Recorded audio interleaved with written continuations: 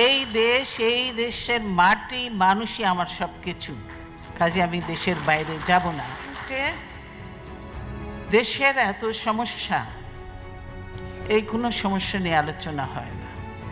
দেশে শুধু গালি গালাজ, পার্লামেন্টে গালি গালাজ, আমরা পার্লামেন্টে নেই, কোথাও নেই, কিন্তু শুধু পার্লামেন্টে খালেদা জিয়া, তারেক রহমান আর জিয়াউর রহমানকে নিয়ে চলছে। তাদের যত গালি গালাজ আমাদের ইয়ে করছে। হ্যাঁ, এইটা হলো তাদের কাজ। পার্লামেন্টে কোনো কিছু হয় না।